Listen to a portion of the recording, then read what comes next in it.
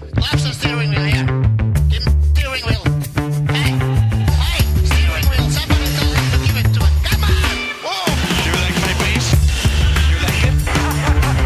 How the f*** is this possible? I'm driving like a grandma. Get that, Ralph. Did you hear me? From our radio. The rest of the race. Ralph, acknowledge. Now, come on, close him down and kill him. We've got a lunatic on the track down that interstate. Boys and girls, your attention, please.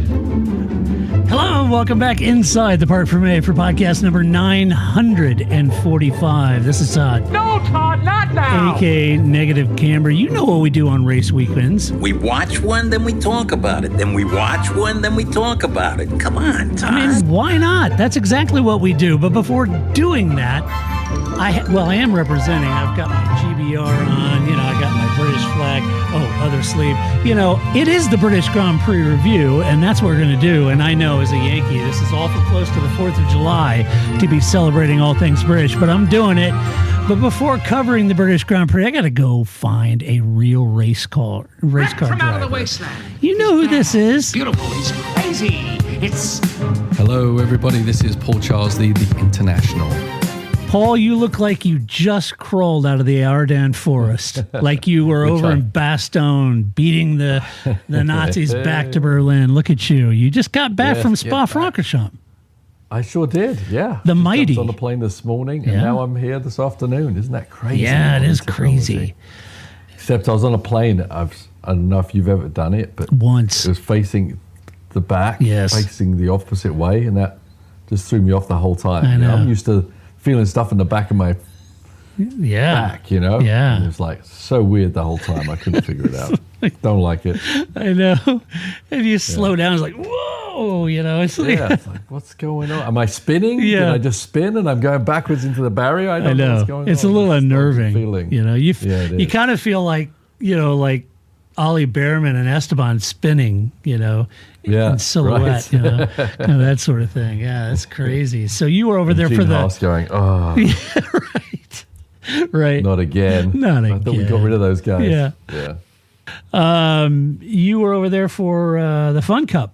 I was. Yeah, it is fun. Yeah, Yeah. so a little bit of fun. I just came over after the Glen through Canada, and then so it's something we do every year, and it's part of the Heart of Racing's program, and it's a lot of people that work for different entities within Gabe's businesses, and we're kind of like the highlight trip for people. That's great. So they win, and what happens is they come out. It's a 25-hour race at Spa, which is awesome. In VWs. In little VW race cars, and everyone's kind of got the same car, but there's two different classes, and one is a two-seater. But in the two-seater class, you can take passengers with you. And as far as I know, that's the only race in existence where passengers are allowed to ride along in the race, not just get a ride in a race car. Yeah. And so we were shuffling people through, and we had, it's a little Volkswagen thing. It's fun, and we have fun doing it. But we've got Mattia Drudi, we've got Marco Sorensen, and we've got Real hot Tom shoes. Gamble driving. Like top GT race winner. yeah. I mean, just insane. Yeah. Marco's a world champion for crying out loud. Yeah. And then we brought the Hannas over as well to drive. So we have 5 drivers, all who drive for the Hard Racing team, and they were just giving these people rides all day and all night. And it was, as it is in Spa, it was not raining on a little bit of the track. It rained on the whole track for about half the race. But everyone did a great job, had a lot of fun, and said the Hannas did great up, and learned a lot, obviously. Driving alongside such great big sports car stars. So Where'd you guys finish? we came second. So, Second. That's awesome. Yeah, so it was good. That's It was great. Good. Yeah. Good fun.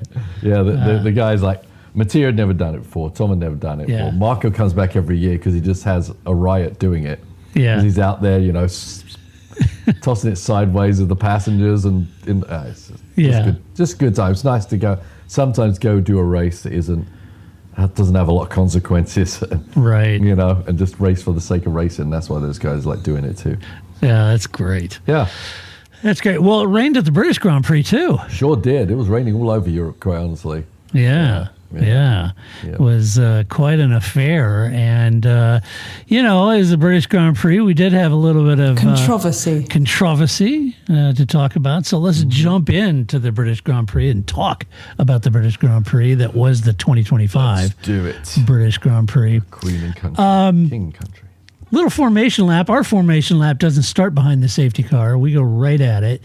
What was everybody? So, talking about the race heading, it's Silverstone, right? You're always going to be talking about the track, how awesome the track is, what a great track it is, and it is. Mm-hmm. Talk about the weather, because it's, England and the weather, right? You talk about the wind. England. Because it's England. I mean, they're always talking about the weather in England. The wind, because everybody always reminds me 1,000 times, this is an old airstrip. It's an old airstrip. It's windy. And then interesting, all the talk was about Lando, right? So I got to say right up front, I'm a Yankee. Look, I get it. But I got to be honest with you, man. Silverstone is such a terrific track. And this race is always a great reminder of just how awesome British Formula One fans are. There was 500,000 fans over the weekend at this race. 500,000. Yeah. That's epic, and if you ever wondered where Formula One's spiritual home is, it's there. Yeah. They're incredible fans. Just, they love the sport. They love the drivers. The weather was certainly going to be a talking point. Relatively dry leading up the race, but certainly the weather forecast suggested that there would be rain around on Sunday, and there was. The one thing I noticed, first time I've noticed it, so ever since 2007, every British Grand Prix has been hyper fixated on Lewis Hamilton. I mean, it's all Lewis Hamilton all weekend, everything Lewis Hamilton. And I get it, obviously, he's a 7-time champ. I get it. And why wouldn't you be, right? This is your guy. So I get that, except this year. I didn't see all the hyper fixation on Lewis. It was all about Lando this year. The Lando stands, 3 big grandstands full of Lando fans with yellow bucket hats, and it was all Lando. And that is, put a pin in this, because that's a sea change from all of the Lewis hype that you generally get on a British Grand Prix. I don't know if you noticed that. You're English, British. Both. Yeah, it does seem to be that Lando's the favourite of the new British regime, I suppose. Yeah. Yeah, and definitely, he's got his own stand there, and he's definitely, obviously, the most likely next British driver to win a world championship. So, yeah, for sure. I'm sure it's a bit of a wake-up call, or maybe Lewis doesn't care, But, I mean, if Lewis was leading the race, I'm sure the crowd would be going crazy of course. too, right? It's not not like they've forgotten about him, but obviously times things move on. He's not having a great season. Lando's winning races and running for a championship, so it makes complete sense. Yeah, I mean, technically, Paul, you could, being British, you could almost claim Oscar by criminality history. You could claim Oscar, could you not? I might. As one of your own. So, the Great Prisoner Island. So, anyway, yes. A lot of talk about Lando going to this track. Paul, you've driven around this track. And as you've been around this track your whole life. Yep. It's such a great combination of just about everything in racing. Yeah. It's slow speed, medium, high speed, long straights. Everything is really good. As a layperson sitting at home watching this, I tend to think the feel of full throttle through Maggots Beckett's has got to be pretty epic. Yeah. Then I kind of feel like coming around and going down Hanger Straight and going into Stowe looks amazing, incredible. The entry right? to Stowe, yeah. Yeah, the entry to Stowe. But what parts of this track, as a race car driver, really resonate? What do you love about Silverstone? Yeah, I mean, it's like all tracks, all race car drivers like going fast, and it's not about going fast in a straight line. We like going fast and challenging ourselves through corners, and there's so many corners on this track that are challenging at high speed, right? The entry to Stowe, coming all the way down the Hanger Straight. Obviously, the Beckett's Maggots combination. Yep. You got to have rhythm, but you got to have a lot of Alonsos when you set that up. The technical stuff. I mean, the track's evolved a lot You know, Yeah. one of my favorites when I was a kid was sitting at the Woodcote chicane, which doesn't even exist anymore. Right. And obviously, this is the place that Keke Rosberg did the first over 150 mile an hour average. Yeah. Track, right, and it's definitely changed since then. It was super high speed everywhere except for the Woodcote chicane, really. So And maybe club, maybe. Yeah, club too. Yeah, so yeah, it is a good blend, and they kept the rhythm going. They have changed it a little bit. You know, the older of us probably think they changed it too much, but I think it still really works, and it's a good combination for racing. It does give some good elements to be able to pass, and honestly, the spectator viewership, etc., is great. Yeah. In so many areas around there for a track that's so fast. You know? Mm-hmm. That little section, was it Woodcut chicane, and then was it Chapel that went away? Chapel, yeah. Yeah. Yeah. I always thought that was an interesting complex in there, though. Right. Yeah. Remember Damon Hill and Schumacher going through that area? Yeah. I always a lot of memories that from that portion, and that was actually an addition to when I first started going to Silverstone. Yeah, actually. yeah, right. I used to go down Hanger all the way into Woodcote chicane and then off. But yeah, good stuff. Oh, that's cool. Good, Yeah, lots of memories from that track, kind of like Monaco. There's so many corners, so many things have happened over the years. Yeah. Just about every corner. See, well, Stowe, that's where Schumacher broke his leg. Oh, that was weird. Yeah, on Stowe. That was brutal. 99, I think that was.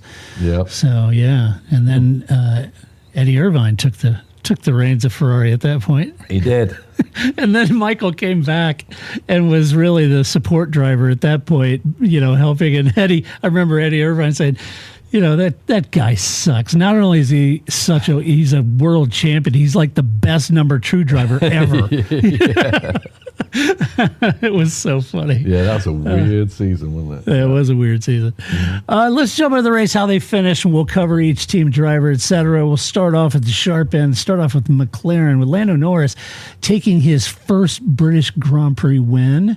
Oscar Piastri in second. We'll talk about Lando first, and we'll get into Oscar and the penalty. Lando had a decent start, fended off Hamilton. Hamilton looking really racy there at the start. Got a great launch on the top 3 cars, looked to try to get around outside of Lando. Lando did a good job holding him off. Ran in third for a good portion of that race. And then ultimately at that second safety car, Max had that spin. That allowed him to get around, and then when Oscar served his penalty that gave Oscar the lead. To be fair, I mean, Lando erased a 6-second lead that Oscar had over him. Now, you could argue Oscar was just managing the pace and that sort of thing. And, he inherited that win on back of a penalty, but also, that's part of racing, and you've got to be there to take advantage of that. And Lando was completely on song. Both the McLarens well ahead of the rest of the field. He drove a great race, very tough conditions, stayed measured, stayed calm, executed perfectly, and won his first British Grand Prix. Super happy for Lando. That's back-to-back wins for him. He needed to open his account on the World Championship. Oscar was starting to run away with it. He's done that. It's down to just a handful of points, 5-8 points, something like that between them. Yeah.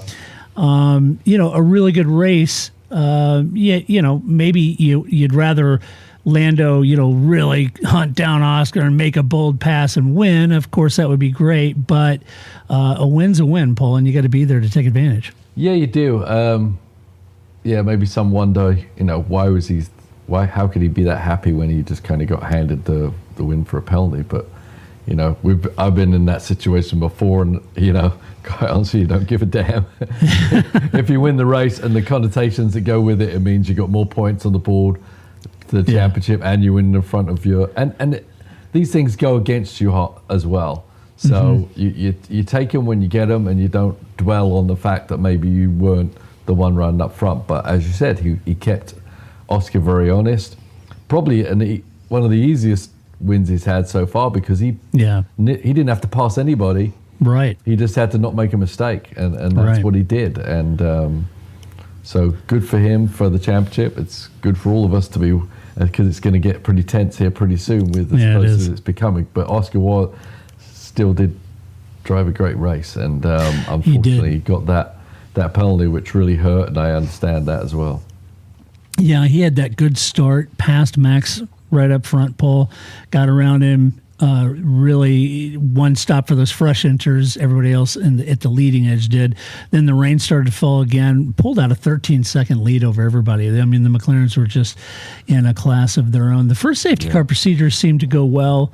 He held the lead after the restart, but it was really that second safety car saw him hit the brakes. Now, the numbers were he jammed on the brakes, 60 PSI, which was twice as much as George did in Canada, hit the brakes 60 psi. They said he scrubbed off 100 miles an hour or 160 kph when he jammed on those brakes, and he jammed up the entire field behind him. He got a 10-second penalty. Was not happy about that at all, and the team lodged a complaint and said that penalty wasn't correct, and they were going to fight it, and then prompted Oscar to say, well, if you're going to fight it, maybe we should reverse the running order and put me back ahead of Lando. I mean, it doesn't hurt to ask, right? The team wasn't about to do that. No. You shouldn't penalize Lando because of something that's going on with Oscar, but he did eventually box, served that 10-second penalty, slotted into second behind Lando, finished a McLaren 1-2, a banner weekend. This is a team that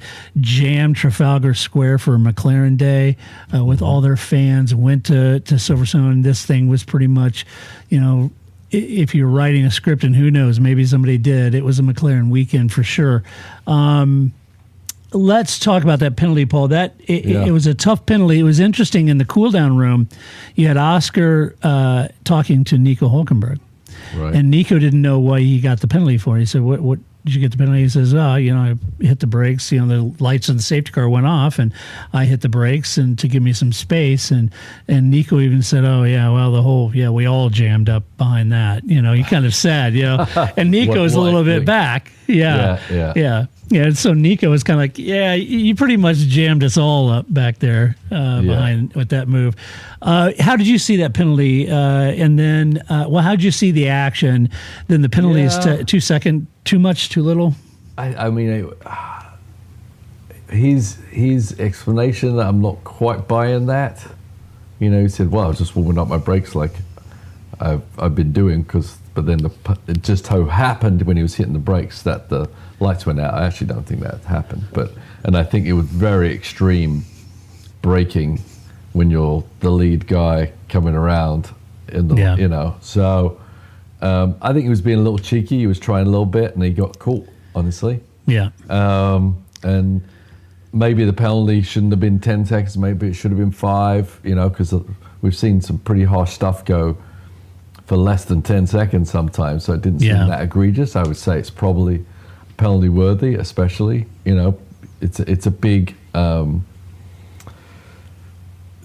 to be in leader of the race, and you're in charge of basically all the cars behind you, and you kind of have a responsibility there. And I think he was trying to, and he's done it a couple of times this year. I think little things that maybe just a little off in the grey area. Yeah, and don't harm him for trying, but he's probably not going to do that again either. But it does have a big ramification if you're like mid-pack to back. Everything just basically stops, just as we all know when we're in a traffic jam, right? Yeah, so, concertina's up, doesn't it? Yeah, so I think it was a deserved penalty. Maybe it shouldn't have been as harsh, I'm not sure.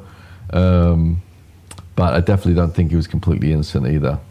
Yeah, it's kind of how I saw it too. He knew Max was on him and tried to jam up and give himself some space and generate some heat, and it was just too much. But anyway, he said it's a 1-2 at our home Grand Prix is brilliant. It's a great chunk of points for us. Well, it's frustrating one for me with the penalty. We had a rocket ship car, so thank you to the team for all their work, which meant we could pull such a gap over the rest of the field. I'll use the frustration of today to fuel us for the next weekend. So anyway. But I think he had the race. I mean, he was in control, which is a shame. But we've seen it before from the Schumachers of the world. Their line sometimes gets a little fuzzy, and they do things that aren't necessary when they've already got something already under control. Yeah. We've seen that from Seb. We've seen it from Max. We've seen it from Lewis. It happens. I don't hold it against him. I don't think he was trying to do anything too nefarious. I just think he got caught for it. He's being, like you said, gamesmanship is what he was playing. Yeah, exactly. This has got to be the feel-good story of the entire weekend. It almost overshadowed Lando's win of the British Grand Prix, and that had to be Sauber's podium finish. You had Gabriel Bortoletto at DNF, Nico Hulkenberg third.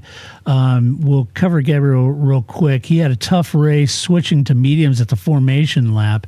Unfortunately, the rain came out. He spun, damaged his car, parked it up on track with a DNF that causes the first safety car. So, that was a virtual safety car maybe. So anyway. Because he got going. Yeah. So, bad weekend. But let's talk about Nico. What a fairy tale story of the race. He started from last, Paul. Yeah. And the team boxed him perfectly. And he stayed on inters to rise up to P10. So as teams boxed ahead of him and gambled on tire strategies, Nico drove a veteran race, good pace, passing Stroll for P3. Then he started holding off Hamilton through a pit stop, no less, for mediums for an overcut. For mediums late in the race, and still held Hamilton off. He came out, there's like a 7-second delta. I thought Lewis was going to hunt him down. He didn't. He pulled out pace on Lewis, kept the Ferrari well behind him, came home third, his first podium finish in Formula One in 239 Grand Prix. Couldn't happen to a better guy. You and I've watched his entire career.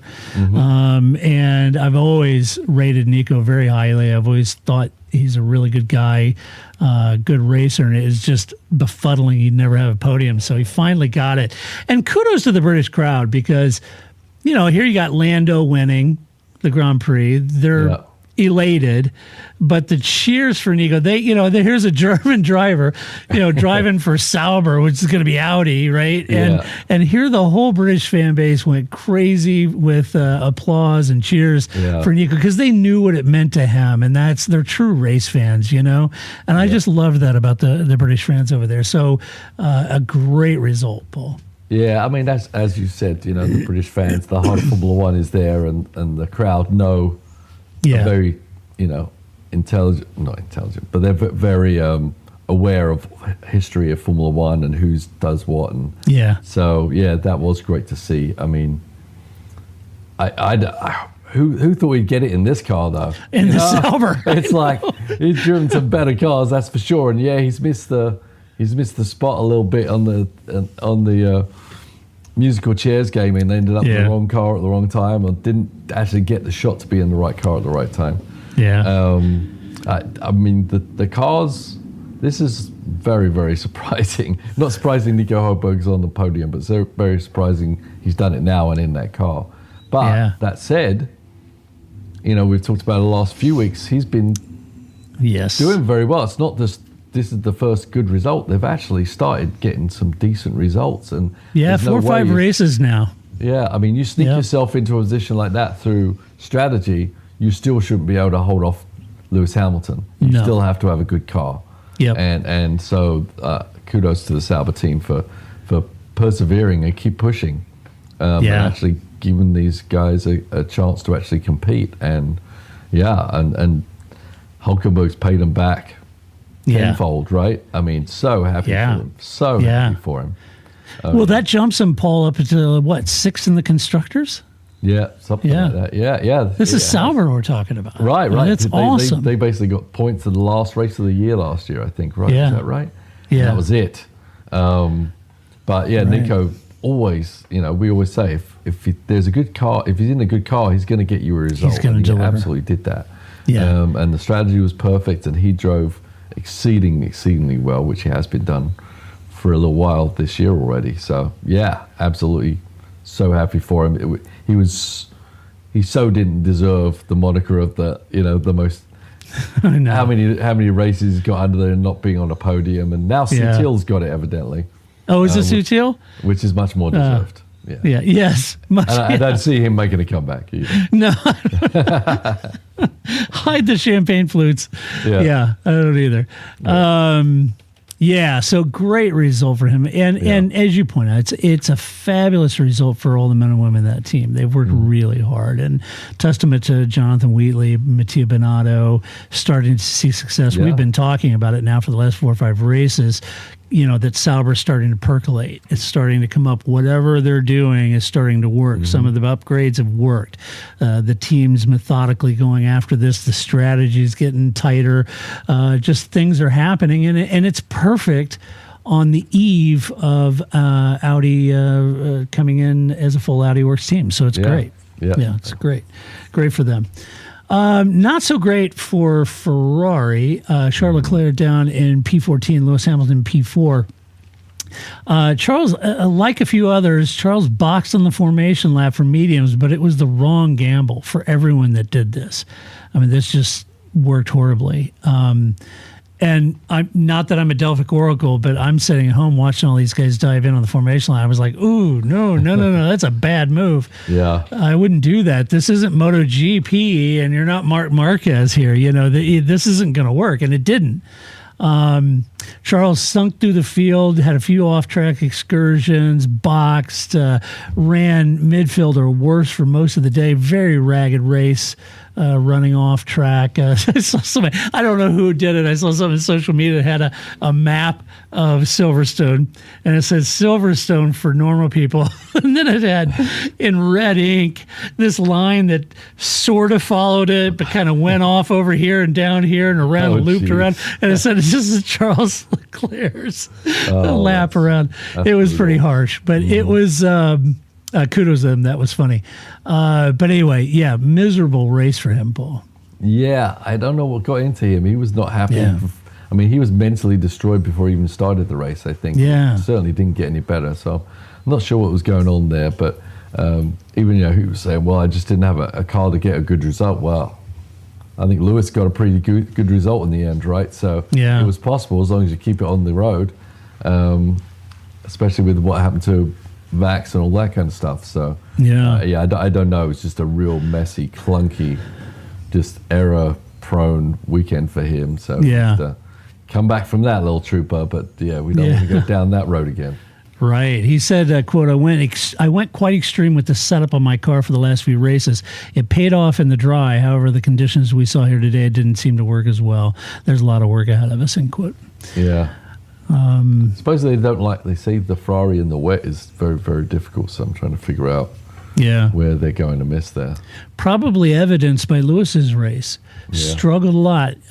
Took a poke at Lando in the wet at the start. The pace just seemed to erode when it was raining and pretty wet. Not when it's torrential spray. That was bad for everybody. But even Lewis came and said, this car is so hard to drive. It's so snappy, the rear end. And he just couldn't really get it hooked. But once that track started to dry out, then all of a sudden Lewis is on it. And I thought he looked like he might be on for a podium at this point. He's on drying inters, and I thought if his inters could hang on. They started to fade, unfortunately, and arguably you could say he probably should have stopped. He probably stopped a lap too soon. He struggled in mediums when he came back out, so that didn't work. And he came out with a 7-second delta, as I mentioned earlier, to Nico, and it was just too much for Lewis to reel him in. So he ended up finishing down at P4. He said, not the result we were hoping for today, but we're continuing to grow as a team and get more in tune with the car. Third place felt within reach at times, but credit to Nico on his first podium. He drove a really strong race. So, yeah, I think Lewis actually drove a really good race. He didn't obviously make the mistakes that Charles was making. Yeah, for sure. Minimize that stuff. He had that one issue coming out of the pit lane that lost him time, and obviously that helped Nico gap. For sure. Maybe if he had pitted a lap later with Nico, then pitted a lap later than him, I think Nico and Sauber are always going to go for the overcut, and it definitely seemed to work on many occasions for a lot of people. Right, till it got completely dry. I think the overcut lap and the pain of driving out of the pit lane on the cold slick. On the slicks. Or it was just what was going to happen. And so I guess they would, Lewis probably pitted just because he couldn't stand being on the rain tires anymore, and thought maybe he could at least give it a go, and he did. But yeah, the car wasn't quite there, was it? Yeah, I thought it was a good performance given the car, and it kind of was a tale of two races. You know, there was Lewis struggling a lot in the rain, holding it all together and trying to make passes and fighting back there. And then when it dried out, you know, he really seemed to come unsung. So you could see him pushing hard. You know, he loved Silverstone. He wanted, really wanted to get on that podium. Sure, yeah. He wanted it bad. Yeah. He always does. He loves the British fans, loves that adulation. He wanted it big time. Red Bull, Max Verstappen in P5, Yuki Tsunoda P15. Max, it could be argued that trimming out that rear wing, Paul, on Saturday is what gave Max the pole position and a stunning pole run. On the flip side of it, you could say that trimming out that rear wing cost Max during the wet race. Lack of downforce, Max struggled a lot. He lost the lead to Oscar, was compounded with his spin after the second safety car, dropped him down to 10th. But, you know, as Max does, Max did a Max thing and dragged the car by the scruff of the neck back up to P5. He said, quote, today wasn't great. We didn't think it was going to be so wet today. The weather forecast overnight changed and it was not in our favor. So it was really difficult with the rear wing we had today, end quote. He was struggling really all weekend, and that pole position was quite a surprise. Yeah, there was an amazing pole position, but they did throw a bit of a gamble on it. Obviously, they were hoping for, as they said in the quote, a lot drier weather, which may have played out. I still don't think they had McLaren's number by any means. No. But they went for whatever they thought they could maximize it, and definitely in the rain he struggled mightily. And just keeping a hold of the thing, let alone going fast. Now, do we know if Yuki had the same setup as well? I don't know if he was trimmed out like that. My hunch would be no, but I don't know. I would have thought go the opposite way. I thought that when I saw him at qualifying, it seemed like he had more rear wing than Max did. But right. I could be wrong. Don't quote me. I don't know. So, but he's struggling enough as it is. I was just wondering what the Yuki thing was, but Max did an amazing job in getting where he got in the end, and obviously the drying track at the end helped him actually make some gains when it looked like he was going to be like a 9th or 10th place person. So right. Maybe that's that's a really good point. Right you bring up, Paul, but when that rain, it was miserable. Once it got dry, very much like Lewis, then he started making up places. You know, then that car and that lack of downforce, he did very quickly. And if he had another 10 laps or so, he could have been threatening for a podium. But as I said, I don't think he didn't have any place to beat the McLarens anyway. But he was trying to make the best of what they had. Obviously, they're still struggling with this car, making that kind of compromise. Right. And then, Yuki down P15, mired in the chaos in the midfield, got a 10-second penalty for spinning Behrman, ended up a lap down in last place. And I thought his quote was interesting. He said, quote, "It was not easy out there at all today, but somehow it was not really that messy of a race for myself." I guess he's grading on a curve because it looked pretty messy to me. It was a bell curve, apparently. I only had one or two collisions in this race compared to others. I did not end up upside down. It was a great day. Still, oh my God, the second Red Bull. My goodness. I know. Just, it's tough. It's tough. Unbelievable, yeah. Let's see, Alpine, Pierre Gasly, another feel-good story of the weekend. P6, Franco Calpinto, DNS. Pierre had really, in my mind, and we've talked about this, and there's times this year that we've talked about this podcast, he's just doing a great job, Paul, and you wouldn't really notice it because of the car, but it's a banner race for him. Given the struggles he was having on Friday, you thought Friday was miserable, he'd be out in Q1, he'd be last in the race. But that's not what happened. He had a tough Friday. The team worked hard to get that car settled, get it more drivable. He ends up making it into Q3, a great qualifying, managed to have a really good start, ran in the top 10 for most of the race, got Lewis during the pit stops, And then, even though later in the race, Lewis and Max were faster than him, he managed to pip Lance Stroll on the very last lap and nab that P6. was a great move, huh? Yeah, it was a great move. So on the outside of Stowe, right? Yeah, on the outside of Stowe. So it took some attachments, right? And so, I don't want to sound like I'm the president of the Pierre Gasly fan club, but good grief, it was a great run for him.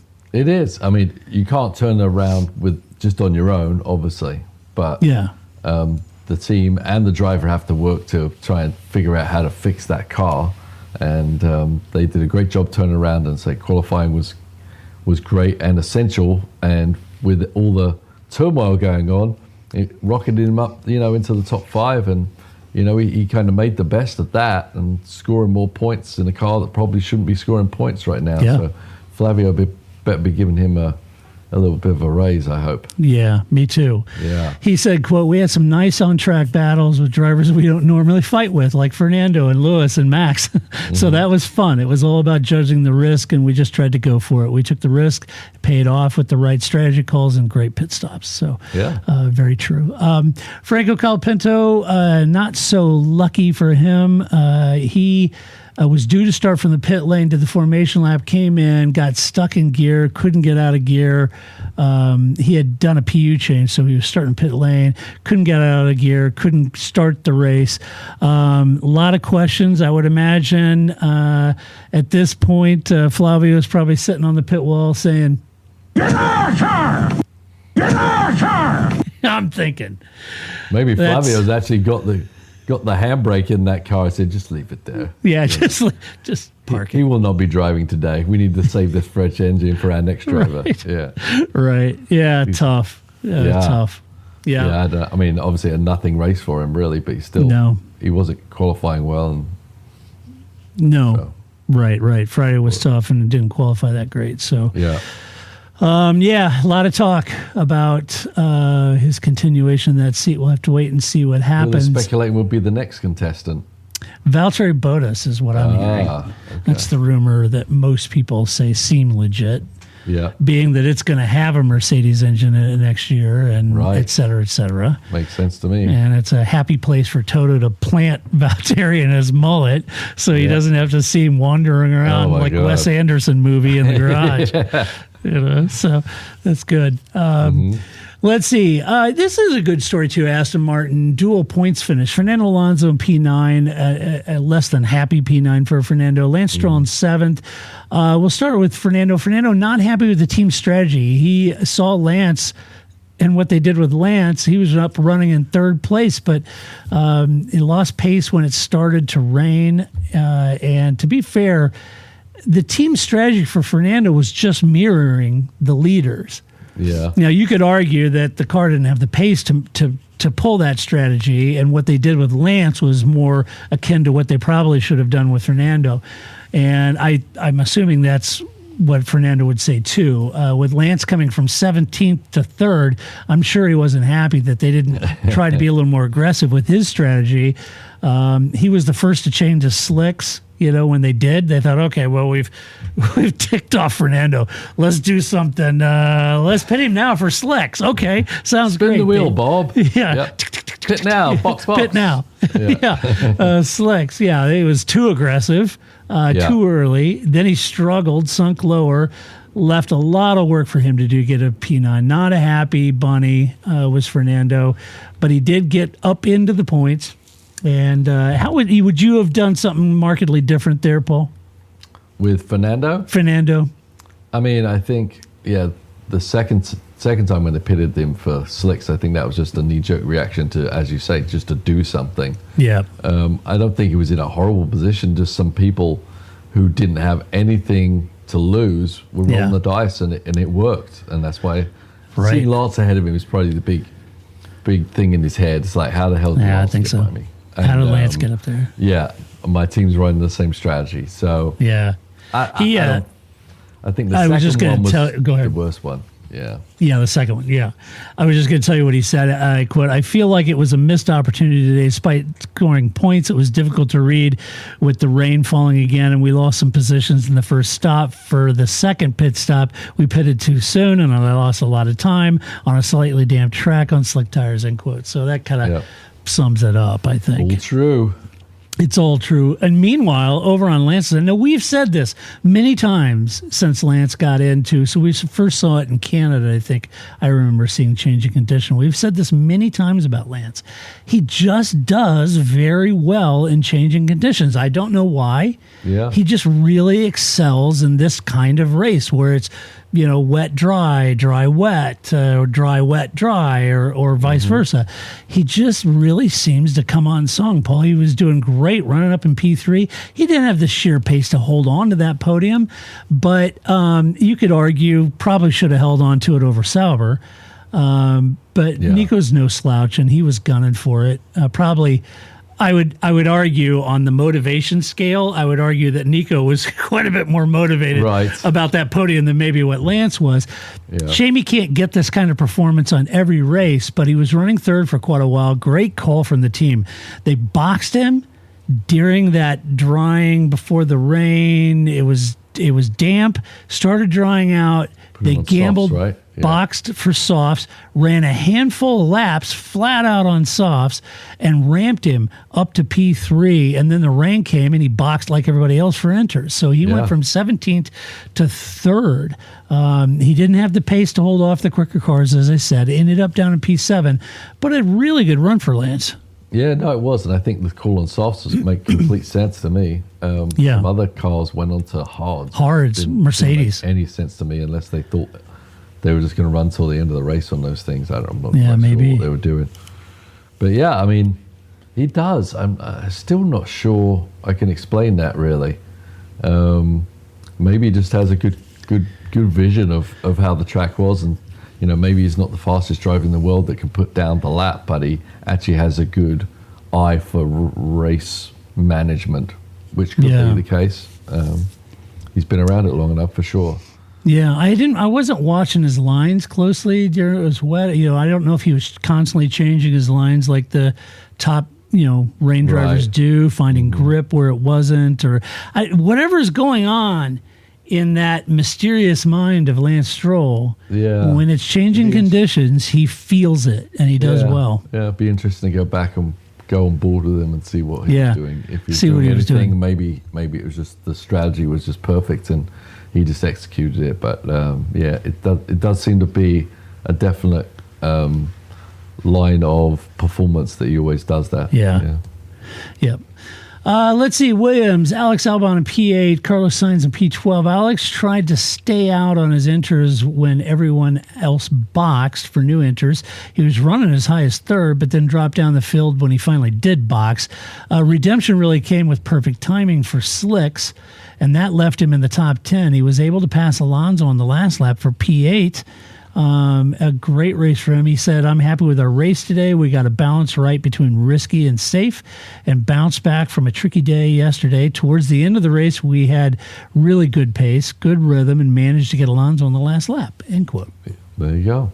Yeah. I mean, I'm sure Val's pretty happy. They seem to be struggling, seem they're on the outside looking in, but a couple of good calls, and that leaving him out there, I'm sure you're like sitting there on that last lap and you're just sliding around, just seeing everyone go by. You're like, oh, it should have been just one lap earlier. And luckily he held on to it and they were able to come back from that. Yeah, it was a good race. Not as good for Carlos. He had a decent race going, but Charles ran wide, came back on the track. Carlos said he damaged his front wing and underfloor. He said, it's going to be hard to ever get in the points with a damaged car. And he said, it, quote, "It seems to be the story of my season so far. Very annoying that different issues continue to impact our weekends.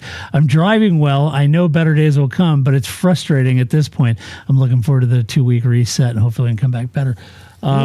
Tough weekend for him. Doesn't help when Charles is on the scenic bus tour of Silverstone, running into your front wing or damaging your floor. It's pretty rough. Yeah, it's pretty rough, and obviously a little damage goes a long way, especially at a high-speed circuit like this. A little aerodynamic negative can just kill you. Yeah, for sure. As Max found out. Mm-hmm. Let's see. Mercedes, George Russell, P10, Kimi Antonelli, a second DNF in a row here. George, we know that Mercedes likes cooler temps. And it's odd to me, anyway, that they couldn't capitalize on that advantage with a dodgy call to change George to slicks on the formation lap. It was very un-Mercedes, if I'm honest. Yeah. The strategy, as everyone who did that found out, it was way too early to do that. It didn't work for George either. And things were made worse when they switched George back to the slicks like Fernando too early, and he ran off again. Didn't have the pace, struggled for pace, dropped towards the back, finally dragged it up to P10, but he was under threat there from Ollie Behrman, wasn't it? Yeah. Yeah, Ollie Behrman, yeah. Yeah, Ollie Behrman damn near passed him. So yeah. I don't know. It just feels like a missed opportunity for me with Mercedes. I'm on the outside looking in, so I don't know what they know. But if, they're very quick to tell you that in cooler temps, their tire management, everything really comes on song, and we saw that in Canada, right? Yeah. But I don't know. It just feels like the strategy. I feel like had he not boxed on the formation lap, he'd have been there or thereabouts with the Ferraris and Max, etc. Yeah, for sure he would have. Yeah. It's like they definitely doubled down on that call, and it didn't work either time, right? Yeah. But they were running the alternate strategy with Kimi, so maybe there was some reasoning behind it. But yeah, maybe it's Monday morning quarterback stuff, if you're not on the track, what are we seeing and what are they seeing? I don't know. But right. As you said, it was pretty apparent as soon as everyone started leaving pit lane that the slick call was bad at the beginning, and then also doing it so early, we were seeing the overcuts work so well. The second string of stops that, hopefully you'd think they'd try something different the next time, but they didn't. So pretty dismal day for the Mercedes boys. Yeah, Kimi had a DNF. Day started with him staying out, as you mentioned, on enters when George boxed. So it was looking better for him. Things went pear-shaped for him when it really started to rain at the restart. They got all that spray, and then Hadjar couldn't see him, ran into the back of his rear end, damaged his car, forcing an early retirement for Kimi. So unfortunate race for him. Yep, very much so. He needs to bounce back a little bit, but yeah, he does. Made the mistake last week, but this wasn't his. So yeah. Had a decent qualifying. Had that grid penalty though. Started back in midfield. Yeah. Haas, Esteban Ocon, P13, Ollie Behrman, P11. Esteban got squeezed at the start between Yuki and Liam and ended up hitting Liam, ending the Aussies race. This left him at the back on enters, and then later when Ollie tried to pass on Esteban, they both spun in complete sync with each other off the track. Yeah. Esteban said the thing that happened with Ollie at the end, I'm sad about. I'm sad for the team as well, as we both deserve more from today. We deserve to be in the points from where we came from, so we'll review to improve. Yeah, that was a very bad move by Behrman. I mean, there was no way he tried to pass Ocon on the inside, so completely on the wet stuff on his slicks. I mean, I don't know what he was thinking. Yeah, he was lucky to get away with not just taking both cars out and landing on, stopping it right there. So for him to come back was pretty impressive, really. I mean, and the car had a lot of potential, I feel. So that was a big mistake that cost them points for sure, I would say. Yeah. They would have got Russell. I totally agree with you. Ollie tried the slicks on the formation lap too. It didn't work. However, he was driving very well out there. Things got worse when Yuki punted him, but even still, he started on those slicks, the formation. That didn't work. Then he got punted by Yuki. That didn't work. Then he and Esteban go off. That was bad. And still, after that incident, he was very fast, and he was hounding Russell for P10, right? Yeah. And he even said, quote, "We've been so fast this weekend, it's just disappointing to end like that." And I agree with him. There's the rookie thing, and, Isaac had his moment too. But, and Gabriel Bortoleto had his moment, and I get it, and it's all a learning curve, so I don't want to take the stuffing out of Ollie, but there are some kind of questionable, iffy moves. They're going to have to kind of set him down and have that talk with him. Yeah, that definitely was a move that was not on. Yeah. He went off. He's been off 3 times, I guess, when we got him up, at least twice. Yeah. And still came back to 11th. I mean, definitely a wasted opportunity with a car that was very lively. No doubt. Mm-hmm. Yeah, no doubt. I mean, there's no question he's fast and he's got the speed. It's just now measuring it in racecraft time, right? Yep. Yeah. Then finally, miserable weekend for the Racing Bulls. Both Liam and Isaac DNFs. Liam got tagged at the start by Esteban. That ended his race. Put him out. Isaac boxed on the formation lap. We know that didn't work. That put him in the back of the pack. And then at a restart, ends up hitting Antonelli, ending both of their races. So very difficult race for Red Bull or Racing Bulls. Kind of unfortunate because I felt like both of them seemed to have some decent pace over Friday. There was some, top 10-ish. Yeah, there was some, not a great qualifying for Liam. I get it, but Isaac, both of them seemed to have some pace, and I was curious about their long run race pace if they could nip a point or two. Yeah, I mean, I think it's always on the table. It's like it seems like everyone was saying could have been in 10th place, but it's probably true, quite honestly. Yeah, right. Just the Racing Bulls car is pretty darn good, so definitely not finishing either of the cars is big disappointment. Yeah, big disappointment. Mm-hmm. Well, that is how they all finish. That's what we think. We hand out awards during this podcast. The first award we tend to hand out is Move of the Race. Seriously, Todd? Yes. Get out of the car! Get out of the car, Paul. Oh, boy. A big applause if anyone can tell me what that's from. Let's see. Your move of the race, Paul. Who was it? What was the race? I'm going to give it to the overcut.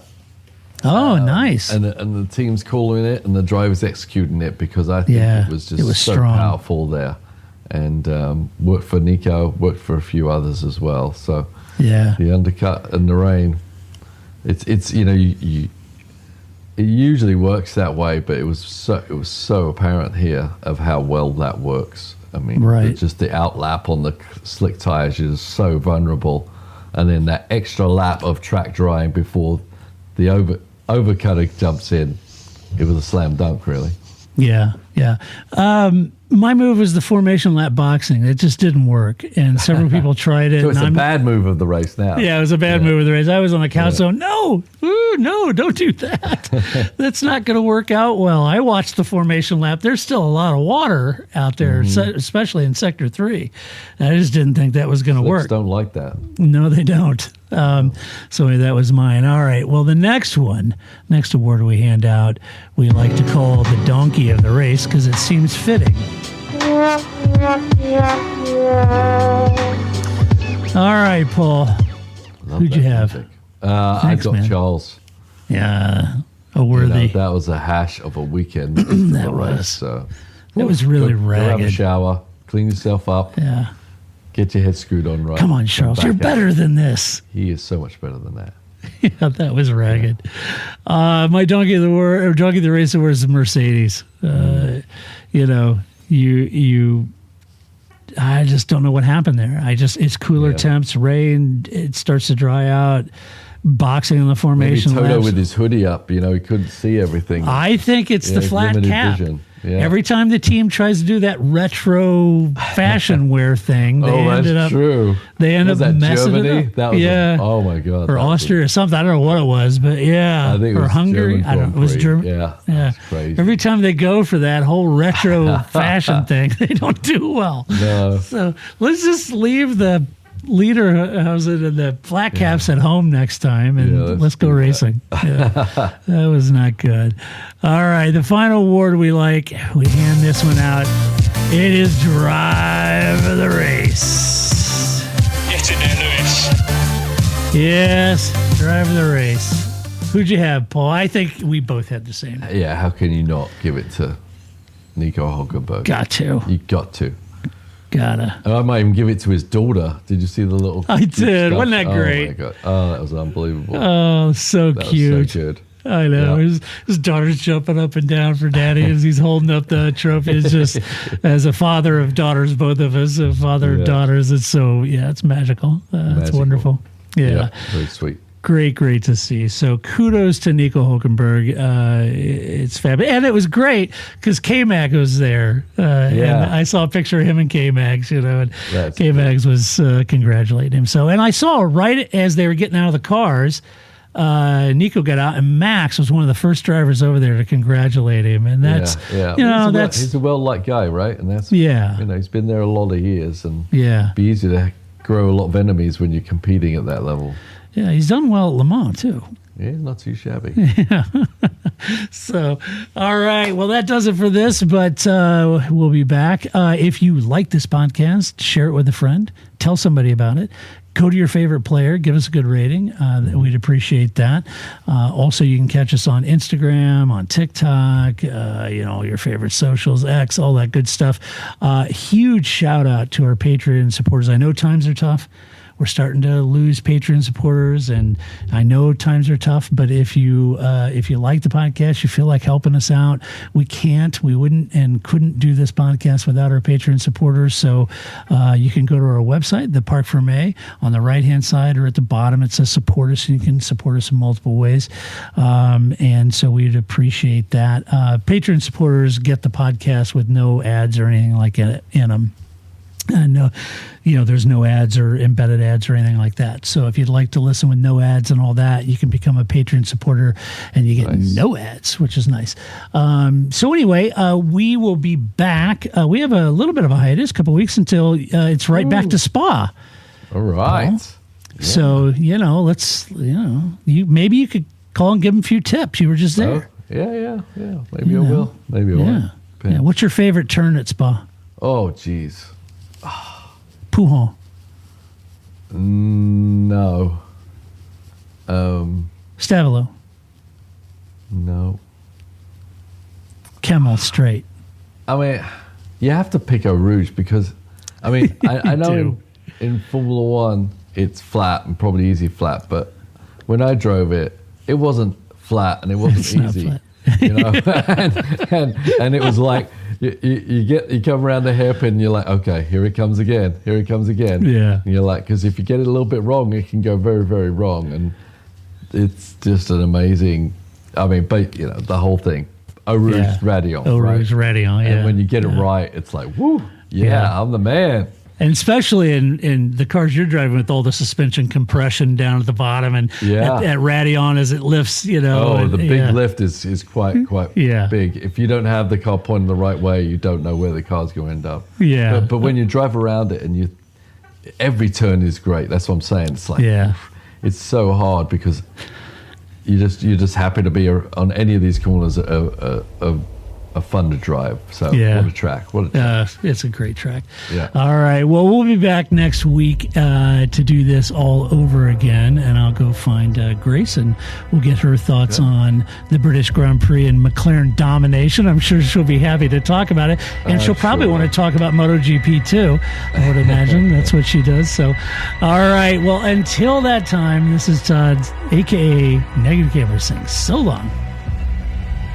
Can I say so long? Sure. That's it, man. Game over, man. It's game over. I don't feel I've got to prove at all. I don't really want to prove anything. I started as an amateur with no idea or no intention of becoming world champion. I was curious to find out what it was like to drive a car fast, to drive on a certain circuit, to drive a certain